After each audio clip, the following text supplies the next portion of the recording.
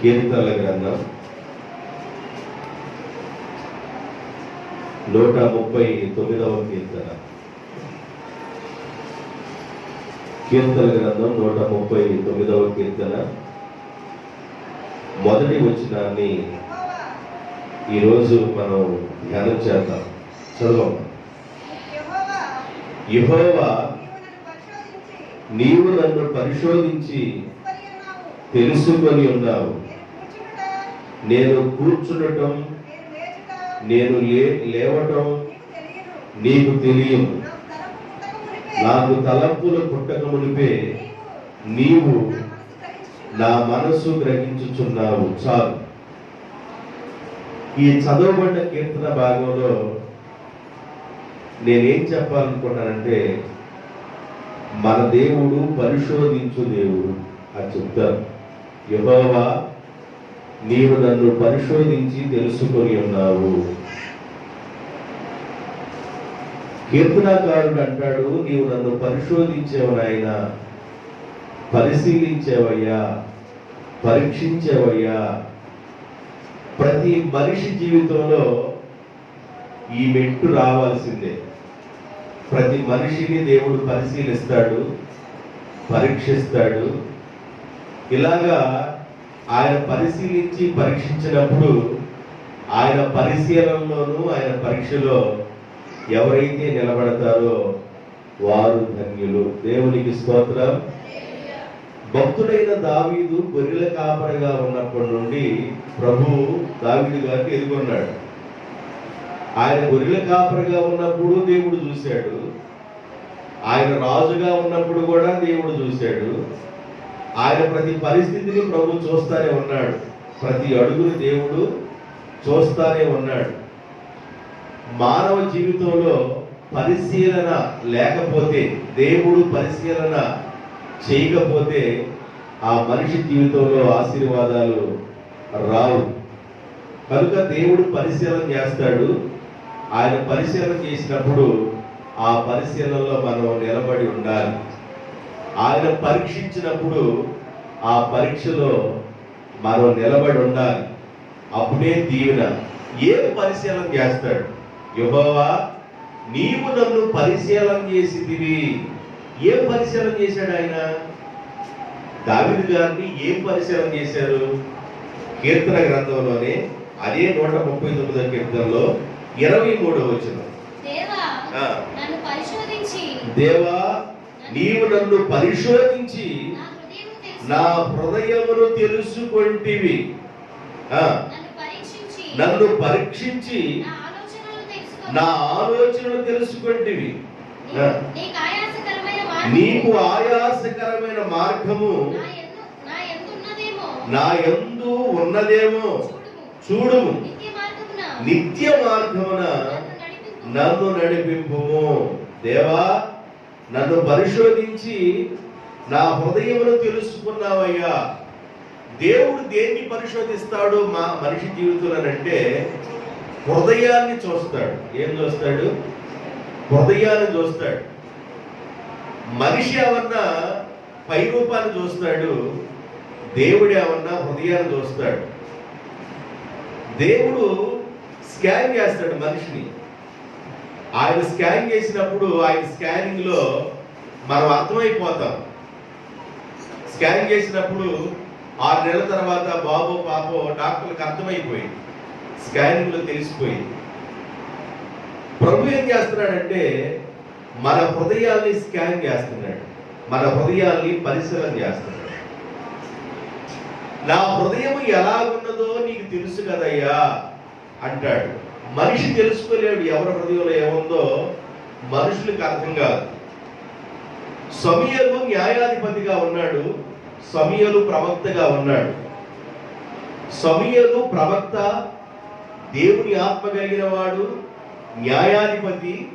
అయితే సమూయేలుతో దేవుడు అంటాడు, నీవు యెషయా ఇంటికి వెళ్ళు, నేను అక్కడ ఒక వ్యక్తిని చూశాను, అక్కడ ఒక వ్యక్తిని నేను అభిషేకిస్తాను అని దేవుడు చెప్తే, సమూయేలు న్యాయాధిపతిగా ఉన్న సమూయేలు, ప్రవక్తగా ఉన్న సమూయేలు యెషయా ఇంటికి వెళ్ళాడు.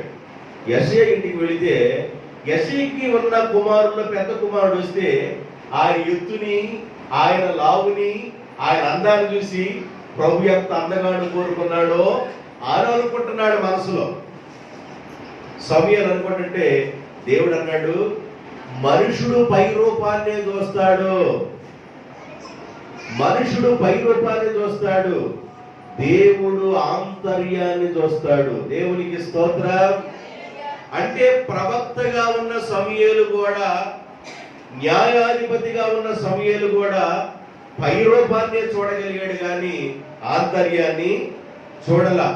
ఎవరి హృదయంలో ఏముందో, ఎవరి ఆలోచనలో ఎలా పనిచేస్తున్నాయో ఇవన్నీ దేవుడే చూస్తాడు. దేవా, నీవు నన్ను పరిశోధించి పరిశీలన చేసి తెలుసుకొని ఉన్నావు. ఏం పరిశోధన చేస్తున్నాడు దేవుడు అంటే మన హృదయాన్ని పరిశోధన చేస్తున్నాడు. ఏం చేస్తున్నాడు దేవుడు? మన హృదయాన్ని పరిశోధన చేస్తున్నాడు. హృదయాన్ని చూస్తాడు దేవుడు. ప్రవక్తకు అర్థం కాల. న్యాయాధిపతిగా ఉన్న ప్రవక్తకు, సమూయేలు లాంటి గొప్ప ప్రవక్తకు అర్థం కాల. సమూయేలు ప్రవక్త వెళ్ళిపోయి తన తైలపు కొమ్మును తీసుకెళ్లి ఎవరి నెత్తి మీద అయితే నూనె పోసి ప్రార్థన చేస్తారో ఆ వ్యక్తులు ఆ రోజుల్లో రాజులయ్యేవాడు. సమూయేలు ప్రార్థన ద్వారా బలమైన అభిషేకం వచ్చేది దేవుని దగ్గర నుండి. సమూయేలు దావీదును అభిషేకించిన నాటి నుండి దేవుని ఆత్మ బహు బలముగా దావీదు మీదకి వస్తూ ఉండేది. అంత గొప్ప ప్రవక్తగా ఉన్న సమూయేలు మనిషి హృదయాన్ని తెలుసుకోలేకపోయాడు. దేవుడు అంటాడు, నీవు పై రూపాన్ని చూస్తున్నావు కానీ హృదయాన్ని చూడటంలా.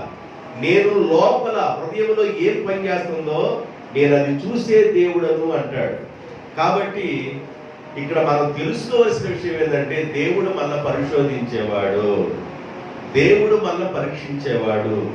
ఆయన ఏమి పరిశోధిస్తాడంటే మన హృదయాన్ని పరిశోధిస్తాడు. ఎలా ఉంది మన హృదయం అనే విషయాన్ని ఆయన పరిశోధిస్తాడు. కష్టాలు వచ్చినప్పుడు మనం ఎలా ఉంటున్నాం, బాధలు ఉన్నప్పుడు ఎలా ఉంటున్నాం, సంతోష సమయంలో ఎలాగుంటున్నాం, అన్ని బాగున్నప్పుడు ఎలాగుంటున్నాం, లేనప్పుడు ఎలాగుంటున్నాము, ఇవన్నీ ప్రభు ఏం చేస్తాడంటే చూస్తాడు. వాటన్నిటిని గ్రహిస్తాడు. వాటన్నిటిలో మనం నమ్మకంగా ఉండాలి. దేవుని బిడ్డలారా, దేవుని సేవకి వచ్చిన తొలి దినాల్లో మరి మన గ్రామంలో ఈ పక్కనే మన మందిరం ఉంది. ఆ నైపోజు పక్కన మనకు మందిరం ఉంది. తాటిని దడ్డు కూడా కొడతాం నాకు తెలియదు. యాక్చువల్లీ తాటిని దడ్డు కొడతాం నేర్చుకొని రాలా నేను. దాంట్లో ట్రైనింగ్ ఏం లేదు నాకు. తాటిని దడ్డు కొట్టడం ప్రారంభించాను. చెరుకుపల్లి నుంచి గెడలేసుకొచ్చి ఆ గెడలేసుకొచ్చి తాటిని వరుస పదాలు కూడా పెట్టి తాటిని దడ్డు కొట్టడం ప్రారంభించాను. తాటిని దడ్డు సదరంగా కుట్టిన తర్వాత మేతకు తరిగి పెట్టడం ప్రారంభించాను. దేవా, నీవు నన్ను సేవకు పిలిచినప్పుడు ఈ తాటి దండు కొట్టడానికి పిలిచావా ప్రభువా? ఈ తాటి దండు కుట్టుకుంటా కూర్చోబెట్టాను నన్ను అని నేను అనుకోవాలి. అదొక ఆశీర్వాదం. దేవునికి స్తోత్రం. అదొక అనుభవం. సుగ్రామం ఇంటి ప్రక్కన పూరీలు వేసుకున్నప్పుడు మేము పడుకోవడానికి ఒక మంచమే, వాస్తవం చెప్తున్నాను, ఇక్కడే మేము పడుకోవడానికి ఒక మంచం అక్కడే తడవదు, మొత్తం తడిసిపోతాను. నన్ను సేవ పిలిచి ఇంకే ప్రభువా అని నేను అనుకోవాలి. ఆ రోజున అవి ఆశీర్వాదమే అని నేను నమ్ముతూనే ఉన్నా. దేవునికి స్తోత్రం. హల్లెలూయా. తాటీకులు తడుస్తూ ఉన్నా, ఇల్లు తడుస్తూ ఉన్నా, ఆరదా ఉన్నా ఒకే విషయాన్ని మాట్లాడుతున్నాను. పిలిచిన దేవుడు నమ్మకమైన వాడు. మనం ఏమి నమ్మాలంటే కష్టకాలంలో ఉన్నప్పుడు, బాధలో ఉన్నప్పుడు, శ్రమలో ఉన్నప్పుడు, కన్నీటిలో ఉన్నప్పుడు, నిట్టూర్పులు వదులుతున్నప్పుడు మనల్ని ఏర్పాటు చేసుకున్న దేవుడు నమ్మకమైన వాడని, మనల్ని పిలిచిన దేవుడు నమ్మకమైన దేవుడని, ఆయన మీదే నీవు విశ్వాసం ఉంచినప్పుడు నీ విశ్వాస సంబంధమైన యాత్రలో దేవుని యొక్క ఆశీర్వాదాన్ని చూడగలుగుతాం. దేవునికి స్తోత్రం. పరిశీలన చేసే దేవుడు ఆయన. ప్రతి మనిషిని పరిశీలన చేస్తాడు. దావీదు గొర్రెల కాపరిగా ఉన్నప్పుడు దేవుడు చూస్తున్నాడు. గొర్రెల కాపరిగా ఉన్న దావీదు ప్రార్థన చేసుకుంటున్నాడు. ఆయన ఏమని ప్రార్థన చేసుకుంటాడంటే, నేను ఎక్కలేని ఎత్తైన కొండని నన్ను ఎక్కించు ప్రభువా అని ప్రార్థన చేసుకున్నాడు. ఎక్కడో యెరూషలేము కొండ భాగాన్ని చూస్తూ ఆ దిగువ భాగాన గొర్రెలు కాస్తూ ఆయన అంటాడు, నేను ఎక్కలేని కొండ నన్ను ఎక్కించే దేవుడు నీవే కదా ప్రభు అని ఆయన ప్రార్థన చేసుకున్నాడు. ఆయన ప్రార్థన దైవ సన్నిధానంలో ఉదయం, మధ్యాహ్నం, సాయంకాలం దినములకు 7 మార్లు స్తుతిస్తూ ప్రభు సన్నిధానంలో ప్రార్థన చేస్తూ ఉండేవాడు. గొర్రెల కాపరిగా ఉన్న దావీదు ఎన్నో ఇరుకుల్ని, ఎన్నో ఇబ్బందులు ఎదుర్కొన్నాడు, ఎన్నో కష్టకాలాలు ఎదుర్కొన్నాడు, ఎన్నో శ్రమలు ఎదుర్కొన్నాడు. అన్ని పరిస్థితులలో, అన్ని కష్టాలలో దేవుని వైపే తను చూశాడుగా కనుక దావీదు భక్తుడిని దేవుడు ఏం చేశాడంటే, ఎక్కలేని కొండ ఎక్కించు ప్రభు అని ప్రార్థన చేసావు కదా కుమారుడా, కాబట్టి ఈ కొండను నేను ఎక్కిస్తున్నాను, ఈ సింహాసనాన్ని నేను ఎక్కిస్తున్నాను, ఈ సింహాసనాన్ని నీకు నీ పిల్లల పిల్లల పిల్లల పిల్లల తరానికి నేను ఇస్తాను, ఎందుకంటే నీవు నా హృదయానుసారుడవు. దేవునికి స్తోత్రం. నా హృదయములో ఏ భారమైతే ఉందో, నా హృదయాన్ని ఎరిగిన వాడు కనుక, నా హృదయానుసారుడు కనుక, కాబట్టి నేను నిన్ను ఆశీర్వదిస్తానని దేవుడు దావీదు గారితో వాగ్దానం చేశాడు. సౌలు రాజుకి నా కృప దూరం చేసినట్లుగా నా కుమారుడా దావీదా, నా కృప నీకు దూరం చేయను అని దేవుడు వాగ్దానం చేశాడు. ఆయన మనల్ని పరిశీలించే దేవుడు, పరీక్షించే దేవుడు. ఏం పరిశీలిస్తాడు, ఏం పరీక్షిస్తాడంటే మన హృదయాన్ని. ప్రవక్తలకి అర్థం కాల. సమూయేలు గొప్ప ప్రవక్త. సమూయేలు తైలం పోసి అభిషేకిస్తే రాజులవుతారు, బలమైన దేవుని అభిషేకం వచ్చింది. ప్రవక్తకు హృదయాలు అర్థం కాల. హృదయం ఎవరికి అర్థమైందంటే, హృదయపు లోతులు ఎరిగిన దేవునికి హృదయాన్ని చూడగలుగుతాడు. మన హృదయ స్థితిని బట్టి దేవుడు మనల్ని కనికరించి మనల్ని ఆశీర్వదిస్తాడు. మన హృదయము దేవుని ఎదుట ఎలా ఉందో చూసుకోవాలి. ఇక్కడ అంటాడు, నా హృదయము నీవు చూస్తున్నావు కదా, ఏదన్నా నీకు ఆయాసకరమైన మార్గము ఏదన్నా నాలో ఉన్నదేమో, అయ్యా నీకు ఆయాసాన్ని కలిగించే మార్గము ఏదన్నా నాలో ఉందేమో ఒకసారి నన్ను చూడవా. ఏడ ఆయాసం కలిగించే మార్గం ఏడా? లోపల. యుద్ధం అంతా జరిగేది మనిషి లోపల జరిగిందండి. బయటికి అమ్మ బాగున్నావంటరా, అయ్యా బాగున్నావా, అక్క బాగున్నావా, తమ్ముడు బాగున్నావా, చిన్నమ్మ బాగున్నావా, పెదనాన్న బాగున్నావా అనుకుంటాం కానీ హృదయంలో ఉన్న బాధ ఎవరికి తెలియదు, హృదయంలో ఉన్న ఆలోచన ఎవరికి తెలియదు. కనుక హృదయంలో ఏమి పనిచేస్తుందో తెలియదు కనుక హృదయాన్ని ఎరిగిన దేవుని దగ్గర ప్రార్థన చేస్తున్నాడు. నీకు ఆయాసకరమైన మార్గము ఏదైనా నాలో ఉన్నదేమో ఒక్కసారి నన్ను చూడవా ప్రభువా. నీకు ఆయాసకరంగా, నీకు ఏదైనా బాధ కలిగించే విధంగా నేను ప్రవర్తించకుండా ఉండునట్లుగా నా హృదయాన్ని నేను కాపాడుకుంటానయ్యా అని తన హృదయాన్ని గురించి ప్రార్థన చేసుకుంటున్నాడు. దేవునికి స్తోత్రం. హల్లెలూయా. కీర్తన గ్రంథంలోకి వెళ్ళండి. ఇంకొక మాట చెప్తాను. 105వ కీర్తన, కీర్తన గ్రంథము 105వ కీర్తన 19వ వచనం. 105వ కీర్తన 19వ వచనం. అతడు చెప్పిన సంగతి నెరవేరు వరకు యెహోవా వాక్కు అతనిని పరిశోధించుచుండెను. అతడు చెప్పిన సంగతులు నెరవేరు వరకు యెహోవా వాక్కు అతన్ని పరిశోధించుచుండెను. ఎవరు చెప్పిన వాక్కులు? యేసేపుకి దేవుడు చెప్పాడు. యేసేపుకి దేవుడు ఏం చెప్పాడంటే, కుమారుడా నీ పని నిలబడుద్ది, మీ అన్నయ్య పనులు ఉన్నాయే, మీ అన్నయ్య పనులు నీకు నమస్కారం చేస్తాయని దేవుడు ఒకసారి కలిచ్చాడు. ఆ కలిస్తే అన్నలు కోపపడ్డారు, చాలా బాధపడ్డారు. ఈ పని నిలబడితే, ఈ చిన్నోడి పని నిలబడితే పెద్దవాళ్ళగా ఉన్న మన పనులని ఈయనకి నమస్కారం చేస్తాయా, ఏం వీడికి వచ్చే కళ ఏంది, అసలుకి నానేమన్నా ఇంటి దగ్గర పెడుతున్నారు, మేమేమో నెలటెంట్లో గొర్రెలు కాస్తున్నాము, వీళ్ళంతా తేలుద్దాం అనుకుంటున్నారు. రెండో రోజు వచ్చింది మళ్ళీ, ఇంకా సూర్యుడు చంద్రుడు నక్షత్రాలు నాకు నమస్కారం చేస్తున్నట్లుగా కాలు వచ్చింది అన్నాడు. అసలు చాలా బాధ వేసింది ఆయన మీద, చాలా కోపం పెట్టుకున్నారు. అయితే ఏశావు మీద కోపం పెట్టుకొని, ఈర్ష్య పెట్టుకొని, ద్వేషం పెట్టుకొని ఈ కలలగనే వాడిని మనం చంపేసేద్దామననే అంత కోపం వచ్చేసింది అన్నలకి. ఒకరోజు రానే వచ్చింది, ఆ అన్నలకి దొరికాడు ఏశావు. ఏశావును వస్త్రహీనుడు చేసి నీళ్ళు లేని బావిలో పడేసి, గొట్టలో పడేసి సావరాను ఏడుస్తూ అలాగే సావరానుకొని అందరూ వెళ్ళిపోయారు. కానీ ఆ తర్వాత మళ్ళా మనసు మార్చుకొని వీడు ఎలాగుంటే మనకే ఉపయోగం వచ్చిందని అమ్మేసుకున్నారు. ఐగుప్తు దేశంలో మార్కెట్లో పెడితే మార్కెట్లో పోతీఫర్ కొనుక్కున్నాడు. దేవునికి స్తోత్రం. ఐగుప్తు దేశంలో మార్కెట్లో పెట్టారు. బానిసలందరూ మార్కెట్లు అమ్మేసుకుంటారు. బానిసలుగా ఉన్న వాళ్ళందరినీ మార్కెట్లు అమ్మేసుకుంటున్నప్పుడు పోతీఫర్ వచ్చి చూస్తే, ఫరో రాజు దగ్గర పనిచేస్తుంది ఆయన. పోతీఫర్ గారు వచ్చి చూసినప్పుడు, ఆ బానిసలందరూ చూసినప్పుడు ఏశావు మీదకి పోతీఫర్ మనసు వెళ్ళింది. ఈయన నేను కొనుక్కుంటానన్నాడు. కొనుక్కున్న నాటి నుండి ఆ ఇంటికి తీసుకెళ్ళాడు. ఆ ఇంటికి వెళ్ళిన నాటి నుండి ఏశావుతో దేవుడు కూడా ప్రయాణం చేస్తున్నాడు. ఏశావు గుంట్లో పడ్డప్పుడు దేవుడు ఉన్నాడు. ఏశావుని అన్నలు కొడుతున్నప్పుడు దేవుడు ఉన్నాడు. ఏశావుని అవమానపరుస్తున్నప్పుడు దేవుడు ఉన్నాడు. ఏశావుని వస్త్రహీనుడు చేసినప్పుడు దేవుడు ఉన్నాడు. ఏశావుని అమ్మేసుకున్నప్పుడు దేవుడు ఉన్నాడు. ఏశావుని సంతలో పెట్టినప్పుడు దేవుడు ఉన్నాడు. సంతలో పోతీఫర్ కొనుక్కున్నప్పుడు దేవుడు ఉన్నాడు. అయితే అన్ని పరిస్థితుల్లో ఏశావు దేవుణ్ణే ఆనుకొనున్నాడు. దేవునికి స్తోత్రం.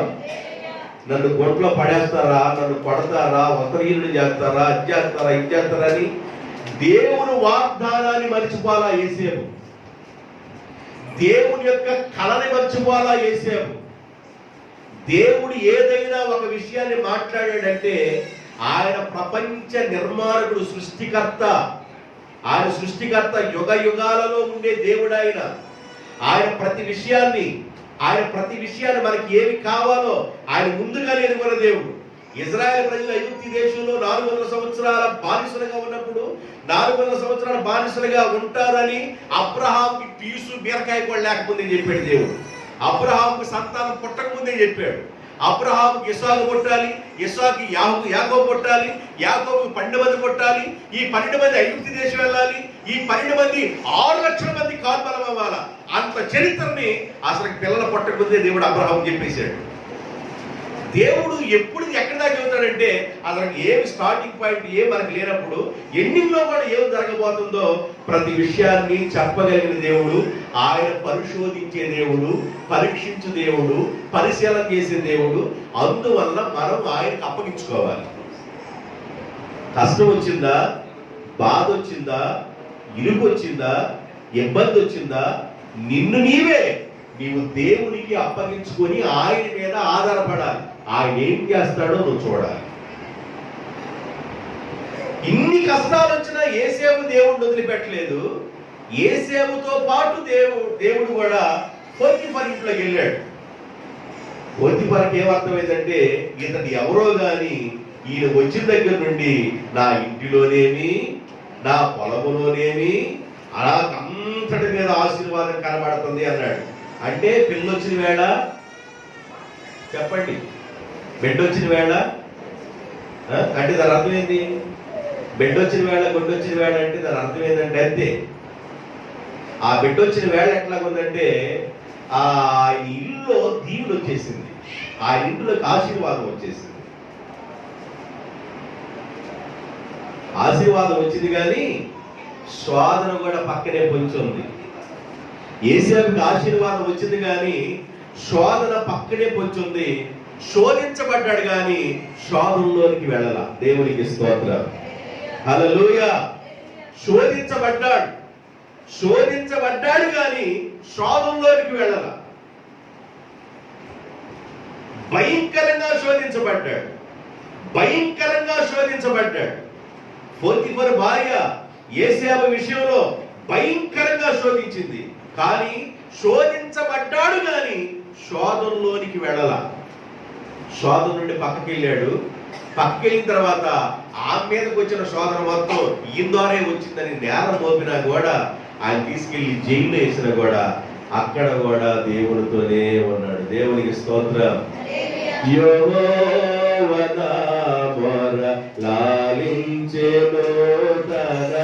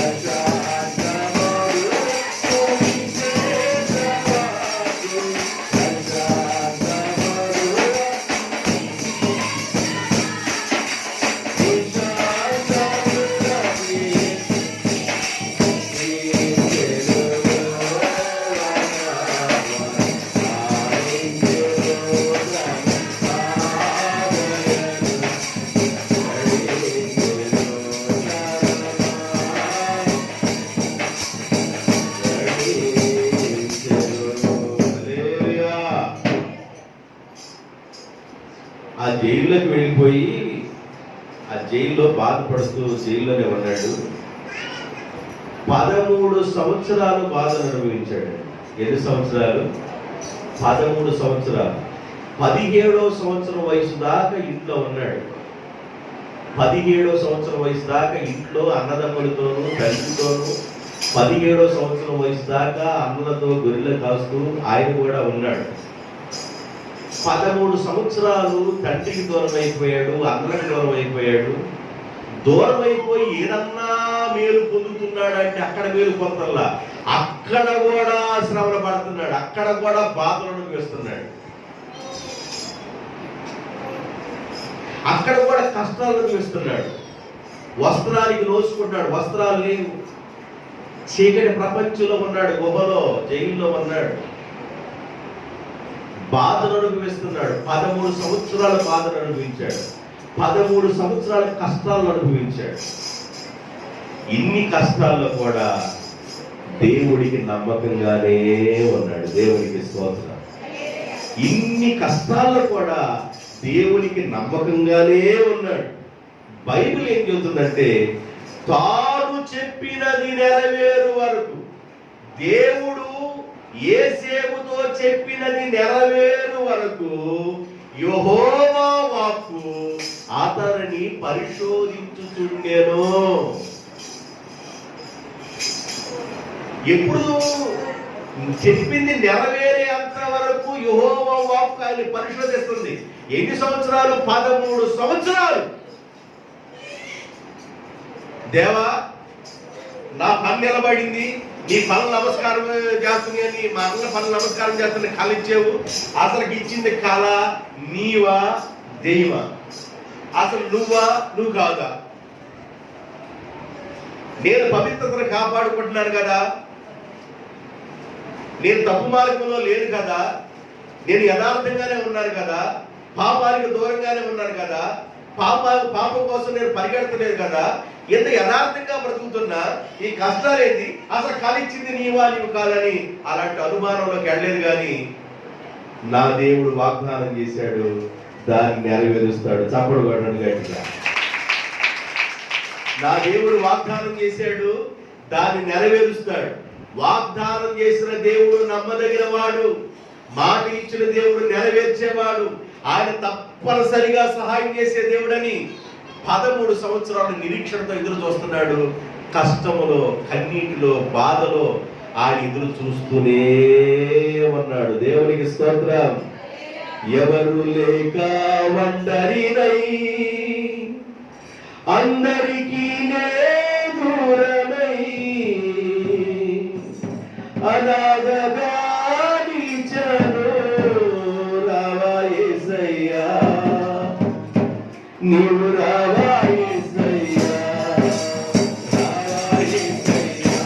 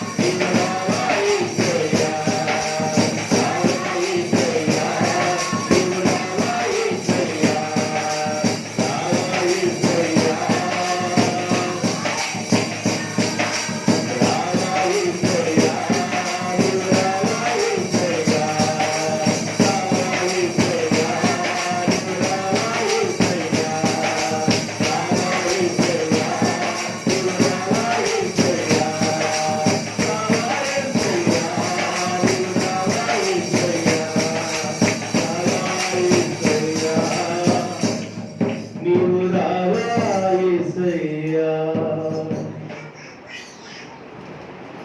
ఒక మనిషి బాధలో ఉన్నప్పుడు ఆ మనిషి ఏం చేస్తాడంటే, ఏ దిక్కు నుండి నన్ను ఆదుకుంటారు, ఎవరు నన్ను పలకరిస్తారు, ఎవరు నన్ను పరామర్శిస్తారు, ఈ కష్టంలో నుండి నేను ఎలా ఒడ్డుపడతాను, ఈ బాధలో నుండి నేను ఎలా ఒడ్డుపడతానని చాలా బాధపడుతూ ఉంటాను.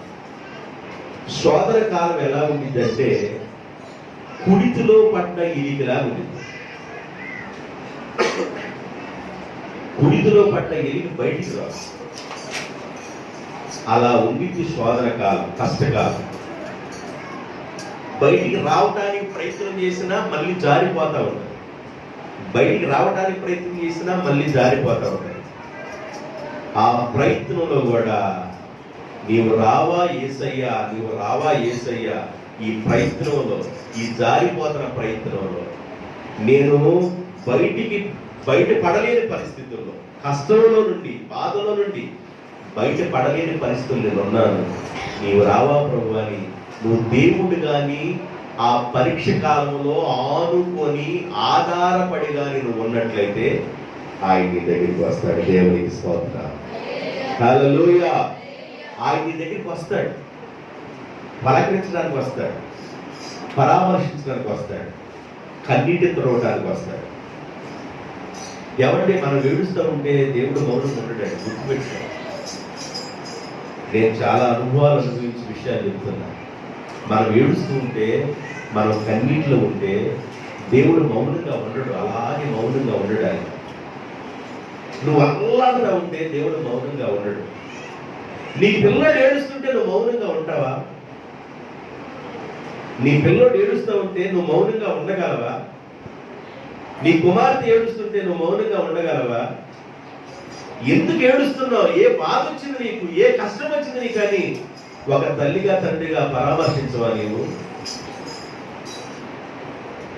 పరలోకంలో ఉన్న దేవుడు అంటాడు, మీ తల్లి కంటేను మీ తండ్రి కంటేను నేను మంచి దేవుడు. దేవునికి స్తోత్రం. నేను మంచి దేవుడు, నేను పలకరించే దేవుణ్ణి, పరిశీలన చేసే దేవుణ్ణి, శోధన నుండి ఒడ్డు చేసే దేవుణ్ణి. తాను చెప్పినది, దేవుడు చెప్పేది నెరవేరు వరకు యెహోవా వాక్కు యోసేపును పరిశోధించెను. 13 సంవత్సరాలు పరీక్షించబడిన తర్వాత 13వ సంవత్సరం తర్వాత దేవుడు రాజుతో కలిచ్చాడు, రాజుకి కలిచ్చాడు. కళ చెప్పేవాడు రాజ్యంలో లేదు. ఆ కళ భావం చెప్పేవాడు కనబడలా ఆయనకి. జైల్లో ఉన్న యోసేపు రావాల్సి వచ్చింది. జైల్లో ఉన్న యోసేపుకి టైం వచ్చేసింది. దేవునికి స్తోత్రం. జైల్లో ఉన్న యోసేపు రాజు దగ్గరికి తీసుకొచ్చినప్పుడు ఆయన మంచి స్నానం చేయించి, మంచి బట్టలేసి, బాగా షేవింగ్ చేయించేసి, శుభ్రంగా రాజుగారి ఎదురికి తీసుకొచ్చి నిలబెట్టారు. ఏమండి, ఒక రాజుగారి ఎదురికి నిలబడడానికి ఎంత శుభ్రంగా తయారు చేశారంటే అంత శుభ్రంగా తయారు చేసి నిలబెట్టారు. రాజుగారి కళ భావాన్ని విషయాన్ని మొత్తం వివరించి చెప్పేశాడు. రాజా, నీకు వచ్చిన కళ వాస్తవమే, దేవుడే నీతో మాట్లాడారు. నీ రాజ్యము ఆశీర్వాదకరంగా 7 సంవత్సరాలు పంట పట్టింది.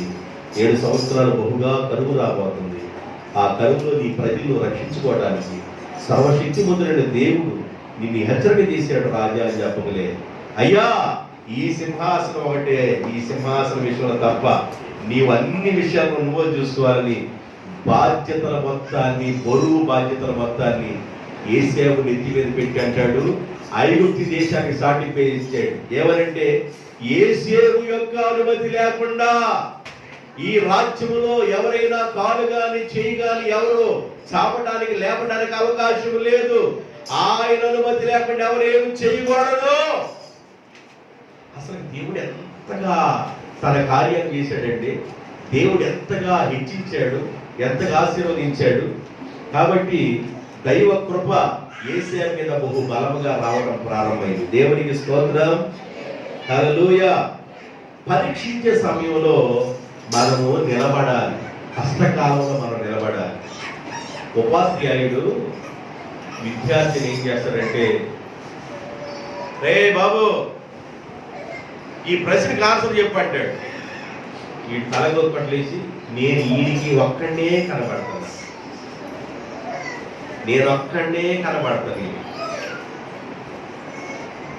నువ్వంటే ప్రేమ కలిగి ఆయన ఉపాధ్యాయుడు నీతో హెచ్చరిక చేస్తూ ఏం చేస్తున్నాడంటే, ఎలాగైనా వీడిని డెవలప్ చేయాలనే దృష్టితో నిన్నే అడుగుతూ ఉంటాడు. ఈయన నేత్రం అచ్చంగా నా మీదే ఉంది, నన్నే చదువుతున్నాడు, నన్నే ప్రశ్న, నన్నే కడుగుతున్నాడు అనుకోండి. భార్య భర్తని పరిశోధిస్తూ ఉంటుంది. కొద్దాక నిర్మా పౌడర్ సోప్ వేసి కడిగినట్టు భర్త భార్యని పరిశోధిస్తూ ఉంటాడు. ఆవిని నిర్మా పౌడర్ వేసి కడుగుతున్నట్టు. తల్లిదండ్రులు పిల్లల్ని పరిశోధిస్తుంటాడు. ఈ డాడీకి వెళ్తున్నాడు, ఏం చేస్తున్నాడు అని. ఎందుకంటే ఇవన్నీ కుటుంబ గౌరవం వరకు, జాగ్రత్త వరకు మనమే ఎంత కార్యక్రమాలు చేస్తుంటే, ఆయన పిల్లలుగా ఉన్న మనల్ని దేవుడు దగ్గర పెట్టాడు. ఇది తినబడతాయి. త్వరగా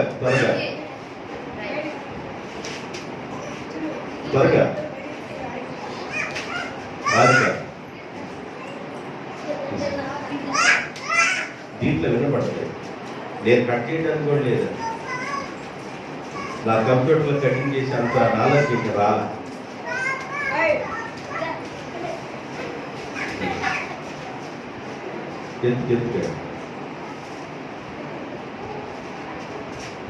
దేవుడు స్తోత్రం చెప్పండి, గట్టిగా చెప్పండి. హల్లెలూయా, హల్లెలూయా. అయితే పరీక్ష చేస్తాడండి దేవుడు. నేను ఈ మాట ఎందుకు చెబుతున్నానంటే, మీకు ఒక మాట చూపిస్తాను. అది చూపిస్తే మీకు అర్థమైంది. ఆదికాండం 22వ అధ్యాయం. ఆదికాండం 22వ అధ్యాయం 1వ వచనం. ఆ సంగతులు జరిగిన తర్వాత దేవుడు అబ్రహామును పరిశోధించెను. ఎప్పుడు అబ్రహామును ఎప్పుడు పరిశోధిస్తున్నాడండి?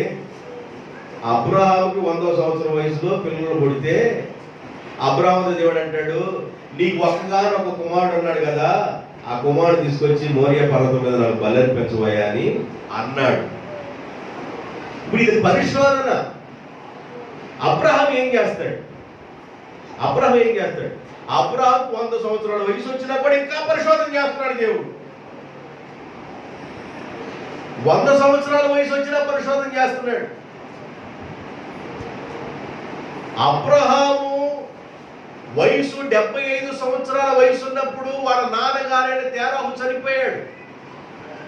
75 సంవత్సరాల వయసు అబ్రహాం ఉన్నప్పుడు వాళ్ళ నాన్నగారైన తేరాహు చనిపోయాడు. 75వ సంవత్సరం వయసులో ఉన్నప్పుడు దేవుడు అబ్రహాంతో మాట్లాడి, అబ్రహాం హారాను ప్రాంతాన్ని వదిలి కానానుకు రా అన్నాడు. దేవునికి స్తోత్రం. అంటే దేవుడు మాట్లాడుతూనే ఉన్నాడు, దేవుడు పరిశీలన చేస్తూనే ఉన్నాడు, దేవుడు పరీక్షిస్తానే ఉన్నాడు. ఆ 75వ సంవత్సరం మాట్లాడేటప్పుడు పిల్లలు లేరు, ఇంకేమీ లేదు ఆయనకి. 100వ సంవత్సరం వయసు, శారాకు 90, అబ్రహాం 100 వచ్చినప్పటికీ పిల్లలు కలిగారు. లేక పిల్లడు పుడితే లేక పుట్టిన పిల్లడు తీసుకొచ్చి నాకు బలివ్వండి అన్నాడు. మోరియా పర్వతం మీద తీసుకొచ్చి బలివ్వండి అంటే అబ్రహాం ఏమంటాడంటే, అబ్రహాం వెళ్ళిపోయి, మా శారమ మరి దేవుడు అబ్బాయిని బలివ్వమంటున్నాడు, నువ్వేమనుకోబాకు, మళ్ళీ ఇంకొకటి ఇస్తారులే, నువ్వేమనుకోబాకు, అబ్బాయిని తీసుకెళ్ళి మళ్ళీ చూస్తా శారమంటే, శారం ఏమన్నది, నీ దిక్కుమాల వ్యవహారం చూడ, లేక పిల్లోడు పుడితే మరలా తర్వాత పిల్లోడు పుడతాడు అన్నట్టుగా పెద్ద ఫీల్ అవుతున్నావు. ఈ పిల్లోడు తీసుకెళ్లిపోయి బలిస్తానంటున్నావు. అసలు నీకేం వచ్చింది, ఏ కాలం వచ్చింది, ఏ పోయే కాలం వచ్చిందని శారమ్మ లేచేది. ఎందుకంటే ఆఖరి విషయంలో మామూలు లేగల, నా ఉజురు నీకు తగులుడు కాకని శారమ్మ కొట్లాడిన భర్తను అందో, పిల్లోడు తీసుకెళ్ళి బలిస్తానంటే భర్త నూరుకునిద్దా? భార్యతో చెప్పల శారమ్మ చేతి ఎందుకు పరిచింది చెప్పకుండా తీసుకొని మోరియా దేశం వెళ్ళిపోయి, మోరియా దేశంలో ఒక పర్వతం మీద అక్కడ బలి ఇవ్వడానికి తీసుకెళ్ళినప్పుడు బలిపీఠం మీద కట్టెలు పేర్చి, దేవుడే నిన్ను అడిగాడయ్యా అన్నాడు. సరే నాయన అన్నాడు. ఇస్సాకు ఎంత త్యాగమూర్తో చూడండి. నాయనా ముసలోడా, నన్ను తీసుకొచ్చి నువ్వు బలి ఇవ్వాలనుకున్నావా అంటే, ఇస్సాకు కట్టెలు మోసే వయసు వచ్చిందంటే ఇస్సాకు అప్పుడు బాగానే ఉన్నాడు. నన్ను తీసుకెళ్ళి నువ్వు బలివ్వాలనుకున్నావా అని ఆ ముసలాయన నింటన్న పక్కన రావచ్చు. లేదు నాయన, దేవుడు ఏం చెబుతా చేయి నాయన అన్నాడు. బలిపేట మీద పడుకోబెట్టాడు, చేతులు కట్టేశాడు, కాళ్ళు కట్టేసేసాడు, కత్తి తీసుకున్నాడు. అలాగే ఇక బలి ఇవ్వడానికి, వధించడానికి సిద్ధంగా అయిపోయాడు. దేవుడు బలమైన స్వరంతో మాట్లాడుతున్నాడు, అబ్రహామా నీ ఒక్కగాని ఒక కుమారుడిని నువ్వు నాకు బలివ్వాల్సిన అవసరం లేదు. ఆల్రెడీ నువ్వు అర్పించేసావు, నీ మనస్సులో ఆ పని చేసావు, అర్పించేసావు. నువ్వు అర్పించవలసిన అవసరం లేదు. నీ వెనక ఒక గొర్రె పొట్టేలు ఉంది, దాన్ని తీసుకొచ్చి బలి అర్పించు. దేవుడు పెట్టారా, 100వ సంవత్సరం వయసులో కూడా దేవుడు పరిశోధన చేస్తూనే ఉన్నాడు. ఒక్కోసారి ఈయన నన్ను నమ్మటం లేదండి, ఈయన నేను ఎంత నమ్మకంగా ఉన్నా నన్ను నమ్మటం లేదండి, ఈమంటది. ఆయన ఏమన్నా ఈయన అంటాడు, ఈయనేమన్నా ఆయన అనేది. అసలు నా భార్య నన్ను నమ్మటం లేదండి. ఎంత యథార్థమైన నా భార్య నన్ను నమ్మటం లేదు. నా భార్యకి ఒకటే ఆలోచన అయిపోయింది, అనుమానపు ఆలోచన అయిపోయింది. నా భర్త ఒకటే ఆలోచన అయిపోయింది, అనుమానపు ఆలోచన అయిపోయింది. తెలుసు ఎంత ఈ అనుమానపు సంబంధమైన ఆలోచనలో ఎన్ని విషయాలు వస్తాయంటే ఎన్నో కష్టాలు వస్తాయి. ఉపాధ్యాయుడు విద్యార్థిని పరిశీలిస్తున్నప్పుడు, తల్లిదండ్రులు పిల్లలు పరిశీలిస్తున్నప్పుడు, భర్త భార్యని ఇలాగ పరిశోధన చేస్తున్నప్పుడు, ఈ పరిశోధనలో కొంతమంది అంటారు, అయ్యా ఈయన మామూలుడు కాదండి, చూసినోడు కల్లా అంట కడుతున్నాడండి అంటది అమ్మడింటికి వెళ్ళి. ఒకవేళ ఆ ఈయనేమంటాడంటే ఈ మామూలు కాదండి, చూసినోడు కల్లా మాట్లాడినోడు కల్లా నన్ను అంటి కడతానే ఉందండి అని ఆయన అంటాడు. ఎలా సాగింది ఈ కాపురం, ఎలాగ ముందుకు వెళ్ళింది ఈ కాపురం? దేవుని బిడ్డలారా, ప్రతి పరిస్థితుల్ని అర్థం చేసుకొని ముందుకు కొనసాగాలి. దేవునికి స్తోత్రం, హల్లెలూయా. భార్యకి వ్యతిరేకంగా భర్త గాని, భర్తకి వ్యతిరేకంగా భార్య గాని పని చేయకూడదు. వారు ఒకరిని ఒకరు అర్థం చేసుకొని, ఒకరి యొక్క ఆలోచనలో ఒకరు, తలంపుల్లో ఒకరు జాగ్రత్తగా ఉండి వారి కాపురాల్ని వారు నడిపించుకోవాలి. మనల్ని దేవుడు పరీక్షిస్తూ ఉంటాడు, పరిశీలన చేస్తూ ఉంటాడు. దానిలో మనం నిలబడాలి. దానిలో మనం నిలబడినప్పుడు దేవుని యొక్క ఆశీర్వాదాలు నీ దగ్గరికి వస్తాయి. దేవునికి స్తోత్రం. మరొక మాట చెప్తాను. మొదటి దినవృత్తాంతాల గ్రంథం 28వ అధ్యాయం, మొదటి దినవృత్తాంతాల గ్రంథం 28వ అధ్యాయము 9వ వచనం. సొలొమోనా నా కుమారుడా, సొలొమోనా నా కుమారుడా, నీ తండ్రి యొక్క దేవుడైన యెహోవా అందరి హృదయములను పరిశోధించువాడును, ఆలోచనలన్నిటినీ సంకల్పములన్నిటినీ ఎరిగిన వాడునై ఉన్నాడు. దావీదు భక్తుడు, తండ్రిగా ఉన్న దావీదు తన కుమారుడైన సొలొమోను అంటాడు, సొలొమోనా నా కుమారుడా, సర్వశక్తిమంతుడైన దేవుడు, మహోన్నతుడైన దేవుడు అందరి హృదయాలను పరిశోధించేవాడయ్యా. కాబట్టి హృదయాన్ని పరిశోధించే దేవునికి నువ్వు సరిగా ఉండాలి కుమారుడా అని కుమారుడితో చెప్పుకుంటున్నాడు. ఆయన హృదయాన్ని పరిశోధించే దేవుడు, స్కాన్ చేస్తాడు ఆయన. మన లోపల ఏం పని చేస్తుందో, మన ఆంతర్యంలో ఏం పని చేస్తుందో స్కాన్ చేస్తాడు. అందుకని దావీదు గారు అన్నాడు, దేవా నా యందు కపటమేమన్నా ఉందా, నిర్దోష మార్గంలో నడిపించయ్యా, కపటము లేనివాడుగా, కల్మషం లేనివాడుగా నా హృదయాన్ని పరిశీలన చేసి పరిశుద్ధపరచయ్యా, నీకు ఇష్టమైన బిడ్డగా నన్ను చెయ్యయ్యా అని ప్రార్థన చేసుకున్నాడు ఆయన. కాబట్టి మనం ఏది సరి చేసుకోవాలంటే మన హృదయంలో పనిచేసే వ్యతిరేకత ఏమైనా ఉంది అంటే దానిని సరి చేసుకొని దేవునికి దగ్గరైపోవడమే. దేవునికి స్తోత్రం. దేవునికి దగ్గరైపోవడమేనండి. దేవునికి నువ్వు ఎంతగా దగ్గర అవుతున్నావో అన్ని శోధనలు వస్తాయండి. దేవునికి నువ్వు ఎంత దగ్గర అవుతున్నావో అన్ని కష్టాలు వస్తాయి, అన్ని ఇరుకులు వస్తాయి. వాటన్నిట్లో కూడా నీవు నమ్మకంగా ఉంటే, యేసేపు దేవునికి సమీపమయ్యాడు, యేసేపు దేవుడికి దగ్గర అయిపోయాడు, యేసేపుకు దేవుడే మాట్లాడుతున్నాడు, యేసేపుకు దేవుడే కాళ్ళేస్తున్నాడు. ఎంత దగ్గర అయ్యాడో అన్ని శోధనలు వచ్చేసాయి. అన్ని శోధనలు కూడా యేసేపు దేవుని దగ్గరే ఒదుకున్నాడు కనుక, దేవుని పాదాలే పట్టుకుని ఉన్నాడు కనుక యేసేపుని దేవుడు ఐగుప్తు దేశంలోనే ఒక గొప్పవాడుగా దేవుడు చూపించాడు యేసేపుని. దేవునికి స్తోత్రం. కాబట్టి దేవుని బిడ్డలారా, ప్రతి పరీక్షలోనూ ప్రతి పరిశీలనలోనూ దేవునికి మనము నమ్మకముగా ఉందుముగాక. హల్లెలూయా. ఆయన మన హృదయాలను పరిశోధించు దేవుడు. ఇంకా చాలా విషయాలు ఉన్నాయి కానీ ఒక భాగం మన హృదయాన్ని పరిశోధించే దేవుడు. రెండో విషయం చెప్తారు. సామెతల గ్రంథం 16వ అధ్యాయము 2వ వచనం. సామెతల గ్రంథం 16వ అధ్యాయము 2వ వచనం చదువు. ఒకని నడతలన్నీయు వారి దృష్టికి నిర్దోషముగా కనబడు. యెహోవా ఆత్మలను పరిశోధించు దేవుడు. దేని పరిశోధించేవాడంట? ఎంతమంది దేని పరిశోధిస్తున్నాడు? ఇప్పుడు ఆత్మ అంటే ఆత్మ, లోపల ఉన్న ఆత్మను పరిశోధించే దేవుడు. అర్థమైందా?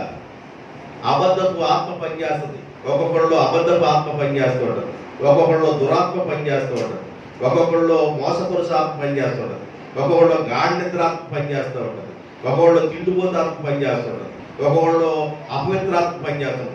ఆత్మలు ఇవన్నీ ఇవన్నీ ఆత్మలే. కిండుబోధాత్మ, దురాత్మ, అపవిత్రాత్మ, నిద్రాత్మ, మోసపరుచు ఆత్మ, అబద్ధాలకి ప్రేరేపించు ఆత్మ, ఇవన్నీ మనిషి హృదయంలో పనిచేస్తాయి. అయితే మనం ఏ ఆత్మ ఎలాంటిదో పరీక్షించి తెలుసుకోవాలి. అన్ని ఆత్మలు ఒకటి కాదు. ఏ ఆత్మ ఏదో మనం పరీక్షించుకొని మనం తెలుసుకోవాలి. దేవునికి స్తోత్రం. ఏ ఆత్మ ఎలా పనిచేస్తుందో ఈ విషయాన్ని మనం పరీక్షించి ఎప్పుడైతే మనం తెలుసుకుంటామో అప్పుడు ఆశీర్వాదాలు పొందుతాం. అన్ని ఆత్మలు ఒకటి కాదండి. ఒకటి భ్రమపరిచే ఆత్మ పనిచేస్తుంటది. నేను ఒకసారి ప్రార్థన చేయడానికి చెరుకుపల్లి వెళ్ళాను. ఒక ఇంట్లో ఉన్నా. అవన్నీ వాళ్ళ గురించి మనం చెప్పుకోవడం. ఆ ఇంట్లో చెరుకుపల్లిలో ఉన్నా ప్రార్థన చేయడానికి. ఆ పేరు కూడా ఎందుకు లేదు. చెరుకుపల్లి ఆ ఇంట్లో ఉంటే 3 రోజులు ఉపవాస ప్రార్థన అయ్యా మా త్వరగా చేయాలని అడిగితే 3 రోజులు ఉపవాసం చేశాను. 3 రోజులు ఉపవాసం ఉన్నా. ఫస్ట్ ఉపవాస ప్రార్థనలో ఒక ఆమె వచ్చి ఒక ఆమె ఎంటర్ అయింది. ఆ ఇంటి కలిగిన ఆమె, నేను, 3 ఆమె ఎంటర్ అయింది. ప్రార్థనలో ఉండగలే, నా కుమారుడా నీ నోటిలో నుండి అగ్ని వస్తుంది కుమారుడా. ఏం చేయమంటావు అనుకున్నా మనసులో. ఏం చేయమంటావు? అగ్ని వస్తుంది అంటావు, ఏం చేయమంటావు అనుకున్నా మనసులో. నేను ఒంటరిగా ఉన్నా, అయినా నాకు కొంచెం బిడుగా ఉంది ఎలా. ఆమెమో తేడాగా ఉంది. కుమారుడా అగ్ని వస్తుంది అంటుంది, తేడాగా ఉంది ఎవా. నాకప్పుడు కొత్త తొలిజనాలు. రెండో రోజు ఇంకా తీవ్రమైపోయింది. నా కుమారుడా నీ నోటి నుంచి అగ్ని వస్తుందని 2వ రోజు ఇంకా తీవ్రమైపోయి ఆమె బాగా ఊగుతా ఉంది. నేనేం చేశానంటే బయటికి వెళ్ళి తోడుకి ఎవరినన్నా తెచ్చుకుందామేమోనని మనసులో అనుకుంటున్నా. ఆమె వాడిని తెలుసా, నా కుమారుడు ఇప్పుడు బయటికి ఆడికి వెళ్ళబాకంటుంది. అసలు చూడు, అసలు ఎవరు నా మనసులో అనుకుంటుంది, నా కుమారుడు బయటికి ఆడబాకు. నేను ఎక్కడికి వెళ్ళినప్పుడు పొన్నూరు దైవితమమ్మని ఉంది. ఆ దైవితమమ్మని అన్నా తీసుకున్నంత తోడు మొత్తానికి ఎవరి మీద తేడా ఉంది ఇక్కడ అని అవి తెచ్చుకుందాం అనుకున్నా. నా కుమారుడు ఇప్పుడు బయటికి ఆడబాకు వెళ్ళబాకట. సరే దెయ్యం అనిపోయింది. నాకు అర్థమైపోయి చిన్నగా అమ్మ మీరు ప్రార్థనలు ఉన్నట్టు ఇప్పుడు వస్తాను నాడు అనకుండా పొన్నూరు వెళ్ళి అమ్మ ఇది పరిస్థితి అమ్మ అంటే, అయ్యా నేను చాలా బిజీగా ఉన్నాను, నాకు పేర్లో ఉన్నాను అయ్యా. సరే దేవుడే దేవా దిక్కు దివేనయ్యా. ఇప్పుడు నేను ఆడికి వెళ్ళాల్సి వచ్చింది. మరి ఎవరు పెట్టడం నాకు అర్థం కాదు. పిలిచిన దేవుడు నువ్వు కాబట్టి నువ్వు చూసుకో ప్రభు అని ఏషన్లకి పొన్ను నుంచి బయలుదేరి వచ్చి కూర్చున్నాను. 3వ రోజు లేచింది. ఇంకా కుమారుడా అంటుంది. ఇట్లా ప్రార్థన చేస్తానా? ప్రార్థన చేశానండి. ప్రభు మీద ఆడుకున్నాం కదా, ప్రార్థన చేసి డబల్ గట్టు మంచం మీద ఎర్రగా తీసుకొని పడిపోయి ఒక వికారమైన నవ్వు నవ్విందంటే అసలుకి ఇక మనం దెయ్యపు నవ్వు చాలా వేరుగా ఉంది. దెయ్యపు నవ్వు చాలా డిఫరెంట్గా ఉంది. వికారంగా నవ్వి ఈ భర్తని రైలు కింద పెట్టి చంపింది నేనే అంది. రైలు కింద పడి చచ్చిపోయాడు భర్త, నాకు తెలియదు. ఆ పక్కనున్నామంటది. పక్కనున్న ఎవరు? ప్రసన్నమ్మే, చెరుకుపల్లి ప్రసన్నమ్మ. ఆ పక్కనున్నామంటది, నిజమేనయ్యో ఈ భర్త రైలు కింద పడి చచ్చిపోయాడు. రైలు కింద పడి ఆయన చచ్చిపోవడం కాదు, ఈ పట్టిన ఆత్మే తీసుకెళ్ళింది అంటే ఈవిని కూడా తీసుకెళ్ళడానికి వచ్చింది. అది దేనికి వచ్చామన్నా? ఈవిని కూడా కాజేద్దామని వచ్చానా? రైలు కింద పడి చంపేటట్టు చేశానా? ఏం చేస్తున్నావు? నగరం వెళ్ళే రూట్లో ట్రాక్టర్ బోల్తా పడగొట్టింది నేనన్నా. పిల్లలు చనిపోయారు. ఇంకా నీ డ్యూటీ ఏందన్నా? చెరుకుపల్లి ఆ చివరి మొదలుకొని కొండపల్లి ఆ చివరి వరకు అనేకులు నాకు వెళ్ళిపోతున్నాను పాపాలు కాదు. చాలా విషయాలండి, కొన్ని కాదు, చాలా విషయాలు.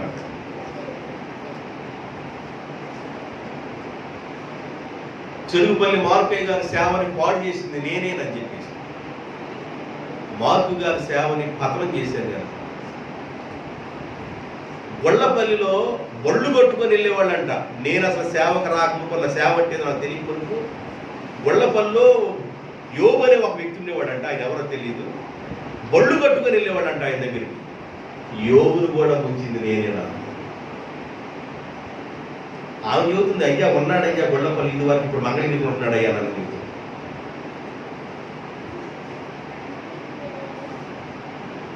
కొన్ని ఆత్మలు భ్రమపరుస్తాయి. బైబిల్ ఏం చెబుతుందంటే, యెహోవా ఆత్మలను పరిశోధించు దేవుడు. దేవునికి స్తోత్రం. దేవుని పిల్లలుగా ఉన్నవారు కూడా ఏ ఆత్మ ఎలాంటిదో గ్రహింపు మనసు కలిగి ఉండాలి. బ్యాగ్లు పడుకోవటానికి వెళ్ళాను, ఓ మీటింగ్కి వెళ్ళాను. సావేలయ్య గారు బతుకున్నప్పుడు మీటింగ్కి వెళ్ళాను. అప్పుడు ఇక నేను వాకింగ్ చెప్పడం ఎంత నిదానం చెప్పేవాడు కదా. అప్పుడు రాజధాని ఎక్స్ప్రెస్ ఎక్కడ ఆగదు, పులి స్టాపులు కావాలి ఏమంటాం.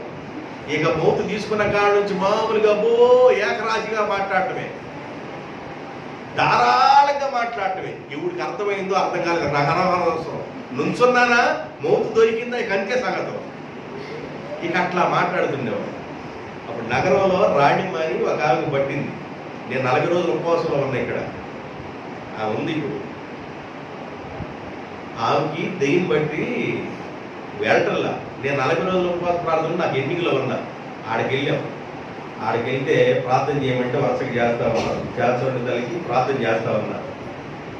రా బయటికి వేస్తున్నాము తల్లికి బయట వచ్చి, స్వామి అయ్యప్ప, స్వామి అయ్యప్ప. నిజమే, నీ అన్ని నిజమే చూస్తున్నా అన్నమమ్మ, ఇవన్నీ నిజమే చూస్తున్నా. ఉంది, రా బయటికి రా, చేస్తున్నాము, రా బయటికి రా. బయటకు వచ్చింది, ఆ విడుదల పొంది దేవునికి స్తోత్రం. హల్లెలూయా. ఇది చూశాడు సామెల్ గారు. 6 మీటింగ్కి వెళ్తే నా దగ్గరికి ఒక బొడ్డబ్బాయిని తీసుకొచ్చారు. ప్రార్థన చేయ్యా అన్నాడు. ఏంది అన్నా. ఈడు మాండి పీపు కూడా తిన్నాడయ్యా అన్నాడు. బొడ్డోడు మాండి ఎట్ట తిన్నాడు అన్నా. అసలు పళ్ళాలు తింటున్నాడు, ఏమైపోతుంది అర్థం కాదు. ఎట్టగే పడినాడు, పళ్ళాలు తింటున్నాడయ్యా. ఆడు ఎంత తింటున్నాడు అని కంతుపడతల్లా, ఏమైపోతుంది అర్థం కాదు.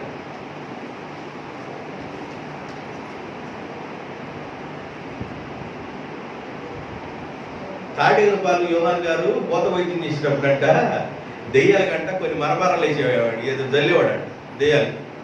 5-6 నిమిషాలు అసలు ఏం రెపరెపరెపలాడుకుంటూ వెళ్ళిపోయాడు, ఏం కనపడే కదా, జల్లినట్టు వెళ్ళిపోతూ ఉండేవాడు.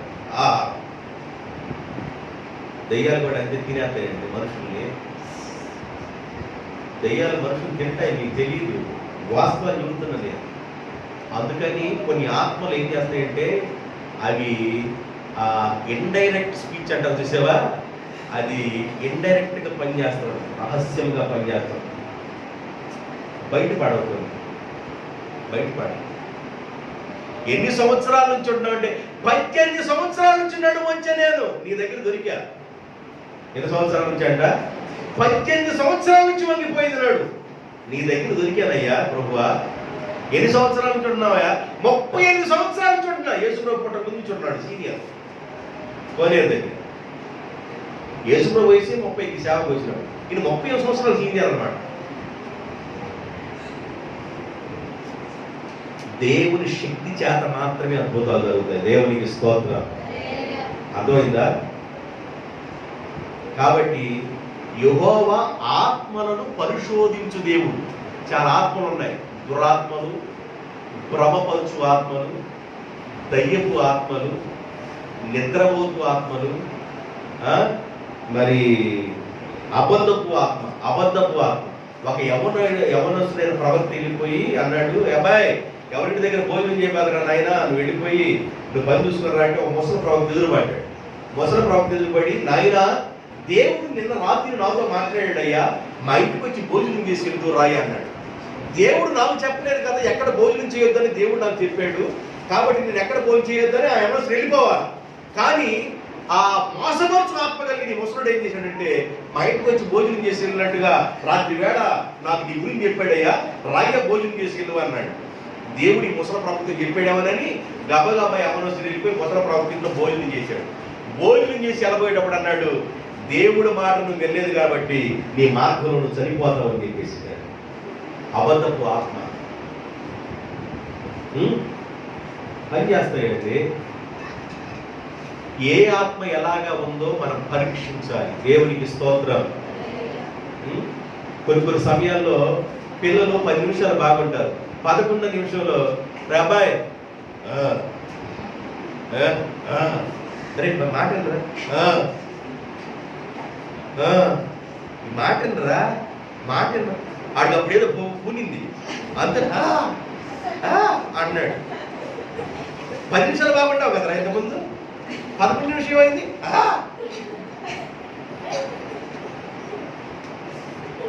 ఎండ్రో లోబడని ఆత్మ. ఇలాంటి ఆత్మలు పనిచేస్తూ ఉంటాయండి. అందుకని ఆత్మలను పరిశోధించాలి. ఏ ఆత్మ ఎలాగ పనిచేస్తుందో మనం పరిశోధించాలి.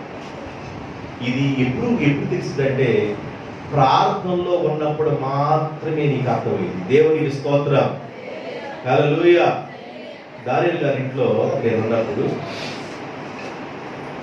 నా దగ్గర పిల్లలు వచ్చి పడుకునేవాడు. మా పిల్లలు వాళ్ళ మీద ఏ ఆలోచన పనిచేస్తుందో నా దగ్గరికి వచ్చేసాడు, చెప్పేసేవాడిని. బయట నువ్వు ఈ ఆలోచనతో వచ్చావు నా దగ్గరికి. అర్థమైంది. నువ్వు ప్రార్థనలో ఉన్నప్పుడు అర్థమైంది.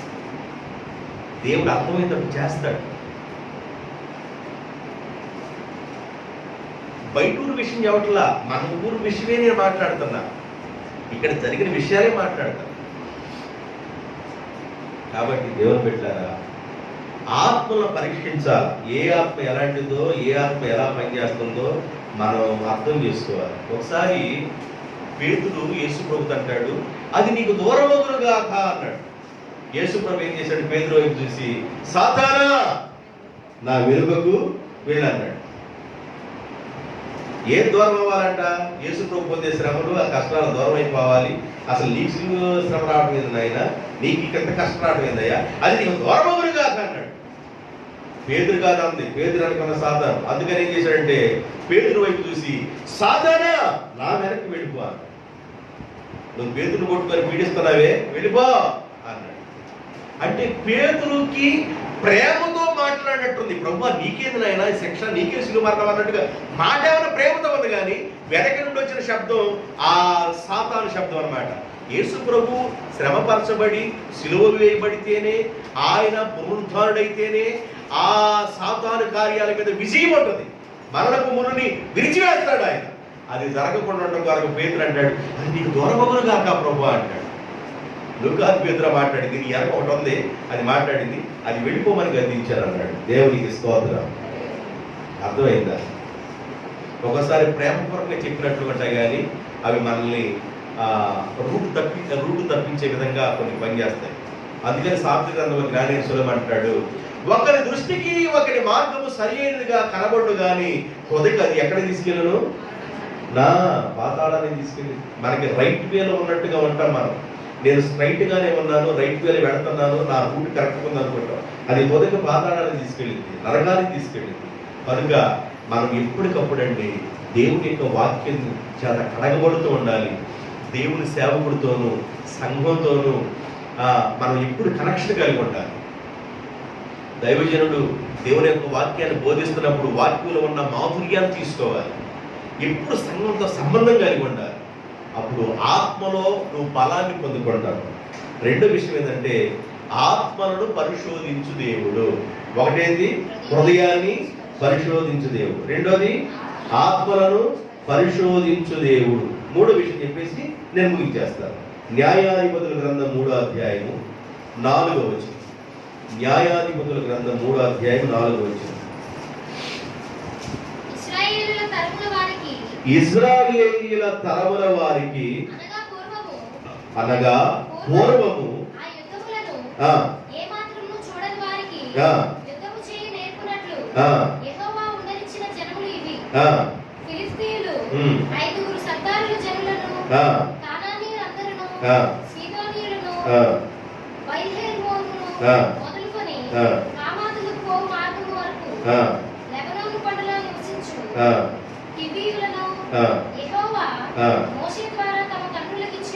మోషే ద్వారా తన తండ్రులకు ఇచ్చిన ఆజ్ఞలను వారు అనుసరింతురో లేదో తెలుసుకొనున్నట్లు ఇశ్రాయేలీయులను పరిశోధించుటకై. అది గీత తీసుకోండి. మోషే ద్వారా దేవుడు తనకు అనుగ్రహించిన ఆజ్ఞలను వారు అనుసరిస్తారో లేదో అని పరిశోధించుటకై. అంటే దేవుని మాట ఒక మనిషి వింటున్నాడా లేదా అని పరిశోధించాలి. ఒకటి హృదయాన్ని పరిశోధించే దేవుడు, రెండు ఆత్మలను పరిశోధించే దేవుడు. అసలు దేవుని మాట వింటున్నాడా లేదా, గైకొంటున్నాడా లేదా, దేవుని మాటలో సాగుతున్నాడు లేదని పరిశోధిస్తాడు. దేవుని మాటలో ముందు మనం నిలబడాలండి. ఎందుకంటే ఆయన వాక్యమే మనల్ని ఆశ్రయించాలి. నీ వాక్యమే నన్ను బ్రతికించెను, బాధలలో నెమ్మదినిచ్చెను, కృపాశక్తి దయాశక్తి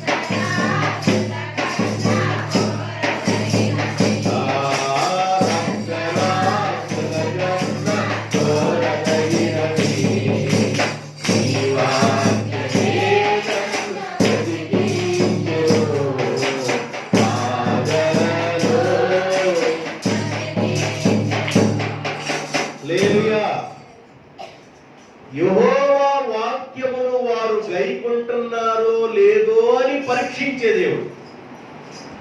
అంటే దేవుని యొక్క మాట మనం వినాలి. ఆశీర్వాదాలకి మూల కారణం, ఆశీర్వాదానికి మూల సూత్రం దేవుని మాట వినుట. దట్ ఈజ్ ఈక్వల్ ఆశీర్వాదం. నీ దేవుడైన యెహోవా మాట నువ్వు శ్రద్ధగా విన్న ఎడల ఆయన భూమి మీద ఉన్న సమస్త జీవుల కంటే నిన్ను ఆయన హెచ్చించు.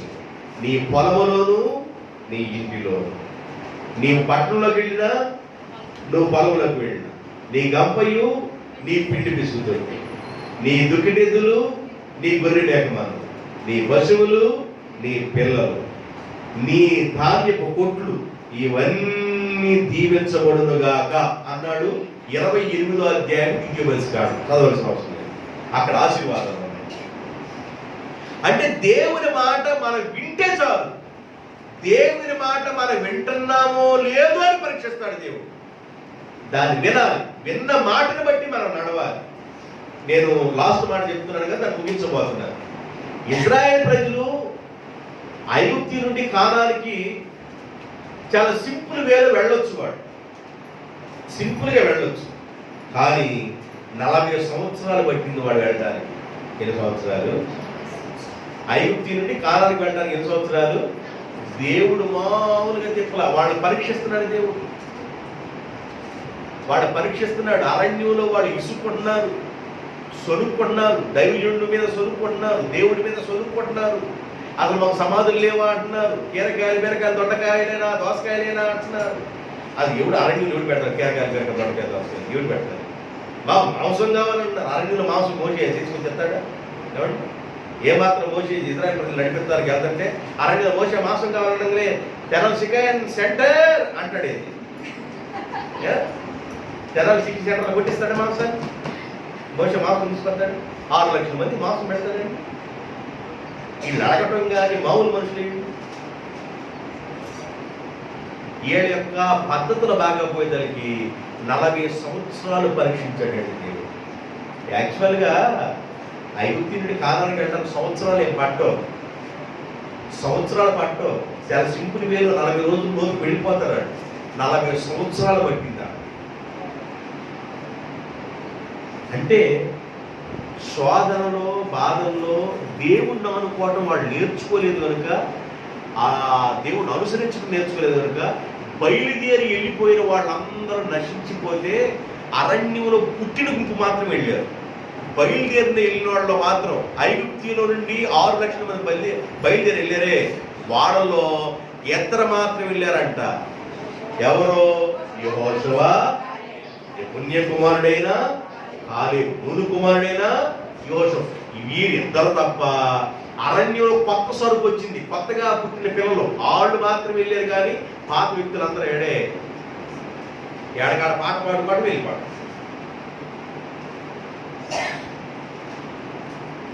కాబట్టి దేవుని యొక్క వాక్యాన్ని మనం వింటున్నామో లేదు అని పరిశీలిస్తాడు దేవుడు.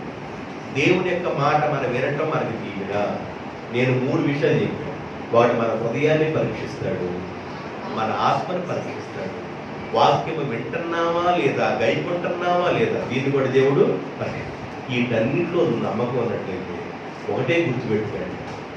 నేను బ్రతికున్నా, నేను చనిపోయినా, లైవ్లో పెట్టిన మీరు ఒకటే గుర్తుపెట్టుకోండి. నీవు దీవించబడాలనుకున్నట్లయితే, నువ్వు ఆశీర్వదించబడాలనుకున్నట్లయితే, నీవు దేవునికి నమ్మకంగా బ్రతికితే, వాక్యానుసారంగా బ్రతికితే, నీవు నీ పిల్లల దీవించబడుదురుగాక. గుర్తుపెట్టు. దేవుడిచ్చే ఆశీర్వాదాలు మామూలుగా ఉండవండి. దేవుడు ఒక మనిషిని ఆశీర్వదించాడు అంటే ఆయన ఎన్నో కష్టాలు పడితే ఆశీర్వాదాలు వస్తాయి. ఒక మనిషి ఏం చూస్తాడంటే, ఆహా పర్లేదే, అన్నీ ఒకే రకం కానీ గురుతున్నాయా, పగల కూడా లైట్లు వేస్తున్నట్టు మామూలు.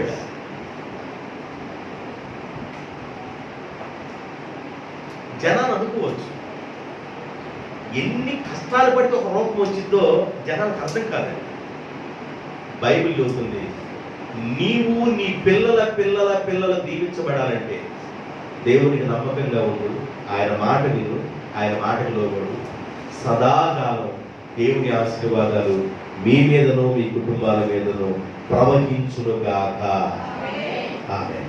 అందరూ తలలు వంచండి, మోకరించండి, ప్రార్థించండి.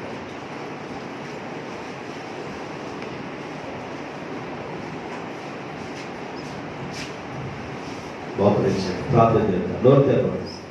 దేవా నీకు స్తోత్రమైన. చాలా సమయం నువ్వు వాక్యాన్ని విన్నావు. నీవు నోరు తెరిచి 1 నిమిషం ప్రార్థన చేసుకో. 1 నిమిషం ప్రార్థన చేయి. ప్రభువా నీకు వందనాలు, స్తుతులు స్తోత్రం. అయ్యా అయ్యా అయ్యా అయ్యా మమ్మల్ని దర్శించు నాయన. నోరు తెరవండి. ప్రభువా మీ కనికరం రానివ్వండి. ప్రభువా మీ దయ రానివ్వండి నాయన. అయ్యా మీ కనికరం రానివ్వు నాయన. మీ కృపను రానివ్వమని ప్రార్థన చేస్తున్నా. అద్భుతమైన అభిషేకం రానివ్వమని ప్రార్థన చేస్తున్నా. అద్భుతమైన మీ ఆత్మతో మీ బిడ్డలందరినీ నింపమని ప్రార్థన చేస్తున్నాను. నోరు తెరవండి దేవుని బిడ్డ.